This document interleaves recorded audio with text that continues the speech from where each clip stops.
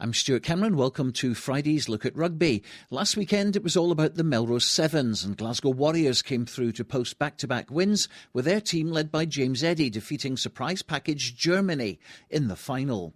Both Melrose and Jed Forrest went out at the semi-final stage, but Gregor Young was the top try scorer of the tournament, even running in two for the Warriors in the final as a replacement for the injured Rory Hughes. But at the whistle, he had mixed feelings. Well, unlucky with Jed there. It was a tough semi-final. I did think that right at the end we could have nailed it, but unfortunately the professional team ended up winning. So, and then getting the call up into the final, it's good. It's a good effort by the Warriors again to win it on the bounce. So it's enjoyable tournament. Jed had a great tournament though. Oh, we did, yeah. I think if somebody said to us at the start a semi-final spot would have bit their hand off, and it was only near the end that it was a bit gutted because it could have been in the final, but that's sevens for you. Jed are now 1 point from Gala. Again, last week we were a bit disappointed in our performance in the final, but we're still up there in second place, the Kings of the Sevens. Really going to have a push for it the next few weeks, and hopefully we can make it the top going into the likes of the double headers, and you never know, Jed are gunning for that trophy. An interested spectator was Glasgow Warriors head coach Gregor Townsend. It showed to the players how much they feel honoured to be playing in this tournament. They put their bodies on the line. The semi-final especially, Jed pushed us all the way, and Glenn Bryce and Nico Matawala got back for some great try-saving tackles, and players were working really hard in the final. But it's been a special weekend this year and last year when we beat Munster at the same time as winning Melrose, and then again last night with our win. So no, we're delighted, and it's a great opportunity for some of the young players to play in a fantastic tournament. And it was a real test this year. I felt that every game was tough, and we had to work out a way to win, and the players did that really well. Gala did really well, obviously on the back of last week winning their sevens, and they pushed us too. And luckily we came through that one, and it was great to see the Borders teams do well. Jed were pushing hard, and Melrose just one score away from being in the final too. Of course, we'll be looking at Cup Finals Day at the end of the programme, with local interest in the Cup courtesy of Hawick, and in the Shield with St Boswell's. Also a chat with former Hawick Wanderers, Hawick, Biggar and Gala player Rory Sutherland. He's signed a 2-year pro contract with Edinburgh this week. An exclusive chat with him coming up. But let's look forward to Sunday's Berwick Sevens tournament first, sponsored by Drysdale Freight. It's round 3 of the AM/PM event catering Kings of the Sevens tournament, and Gala have a narrow lead 13-12 over Jed after the Gala and Melrose events. Watsonians are on 6, with Melrose and Selkirk both on 5. Hawick, Peebles and Edinburgh Accies are off the mark with 3 each. But it's very early days yet, and of course champions Melrose have one eye on the Premiership title, which means they were under strength at Gala Sevens, and of course will be effectively writing off the Langham tournament as that clashes with their playoff final next Saturday. While that's bad news for Melrose Sevens campaign, it does mean that them being handicapped gives other teams the chance to take the King's title off them. Ironically, last year at Berwick, Melrose were put out early doors by Selkirk, so they'll be targeting the Berwick Sevens on Sunday as one where they can make amends for last year and also get themselves right back into the mix in the K7s. This year, Berwick are adopting the pool system rather than a straight knockout. The main reason for this is because 2 of their original guest teams pulled out and they've struggled to get replacements. So the original 16 have been cut to 12 and there'll be 4 pools of 3. In Pool 1, it's Berwick, Edinburgh University and Hawick. Pool 2 sees Selkirk, Duns and Edinburgh Accies take part. Pool 3, it's Gala, Watsonians and Peebles, while an intriguing Pool 4 pits Melrose, Jed Forrest and Kelso together.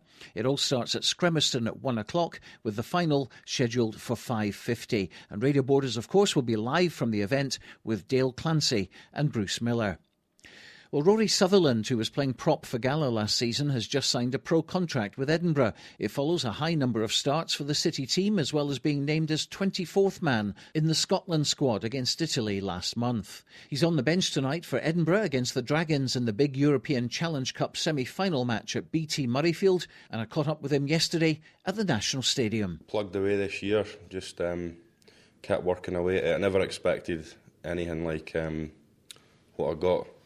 But no, really pleased with what's happened this year and really enjoyed working with the coaches and stuff. So.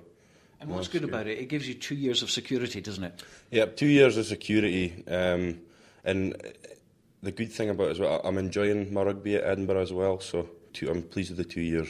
Are you surprised how much game time you've actually had? Because a lot of people in your position would probably be on the bench more than they are on the pitch, effectively, and for you it's been the other way around. Yeah, no, I mean, as I say, I never expected to be where I am now this year. I think I was very fortunate at the start of the season with injuries and stuff, and was given my chance to sort of show what I can do against Leicester Tigers, and the same with Newcastle Falcons. And I never really looked back after that. I got selected for the first game against Munster. I think I've missed 3 or 4 games this season. Whether that been, I think I've made 10 starts and about 11 off the bench.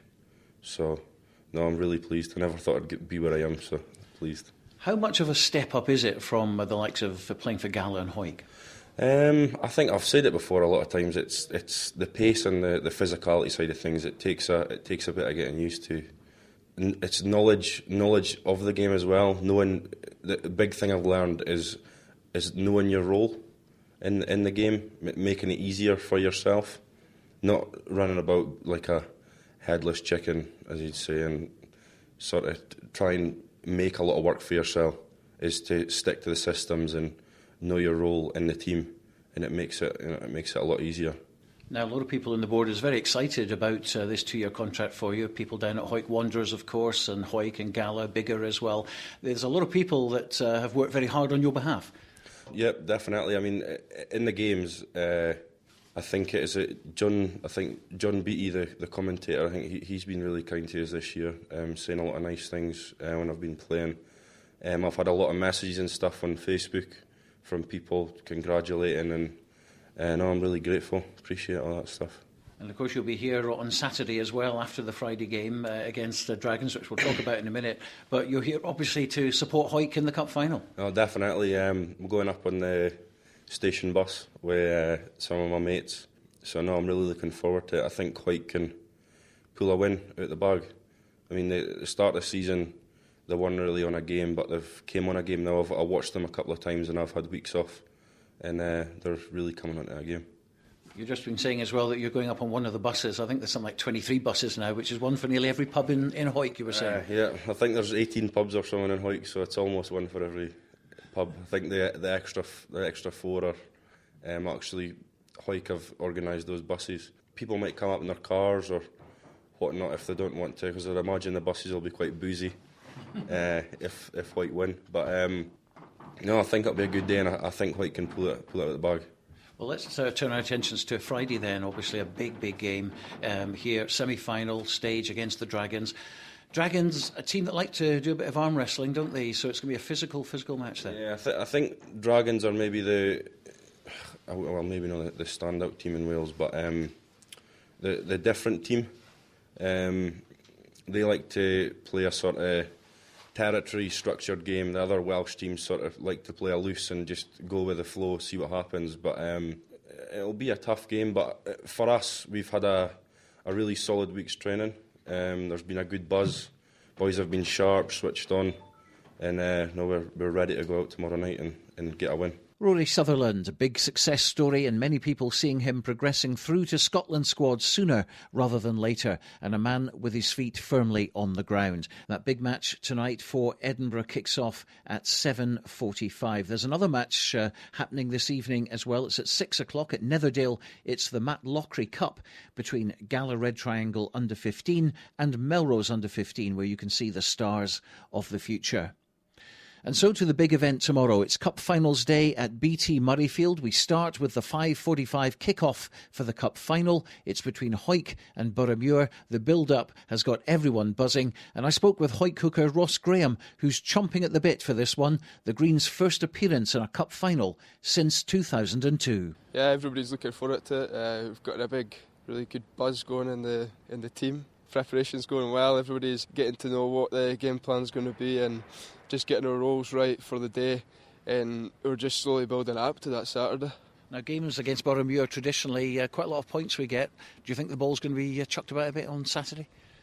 I can see it getting chucked about a bit, but we need to control our game and choose the opportunities when it's right to go wide and use the size of this pitch to our advantage. Now, obviously, when you're preparing for a cup final like this, no one wants to get injured. So how do you cope with that at contact training? Well, with it being a cup final, the physicality is not got to be an issue because everybody's got to be fired and ready to go. It's just looking at the technical and the tactical part of the game and just getting that right so that everybody knows what they've got to be doing on the day. Ross Graham and live commentary all day on Radio Borders, of course, from BT Murrayfield of the cup final and also the Shield final, which takes place at 1:15 between unbeaten St Boswell's and unbeaten GHK. That's going to be a very fascinating match indeed. And I spoke during the week with Bossie's captain Ryan Hogg and also GHK skipper Peter Ritchie. St Boswell's have been doing fantastically well in the East Divisions. GHK have had a great season in the West Division 1, and I think this will be it's going to be a real battle come Saturday. We've got a young athletic side that really like to throw the ball around and play some entertaining attacking rugby. It's great to be a part of. This is what we've been working here for all season, working hard through the injuries, boys back training again, full strength, so this is where you want to be playing. This is the highest level we're going to be playing at this season anyways. Maybe next season, never know, but to run out here is a great privilege and a great effort by the lads for the whole of the season. It's a special occasion for all the boys at GHK, whether this is the first time you've been here or whether you've been here numerous times as a supporter. I think walking out onto that park sends the shivers down your spine. It's quite an experience. Certainly the 2007 result still fondly remembered at the club. There's a lot of players that ex-players that come along to support the boys, and a lot of reminiscing that goes on about that night. This game on Saturday against GHK will be a battle right to that final whistle. We are prepared for a very tough physical game against St Boswell's.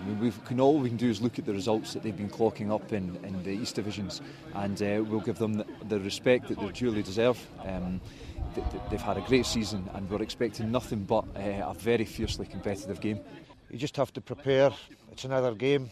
Unfortunately, it's in Murrayfield. It's a final, so anything can happen, but fingers crossed it's a Boswell's victory. Well, we certainly wish Hawick and St Boswell's all the best at BT Murrayfield tomorrow. Looking forward to that very much indeed. But that's your rugby for tonight.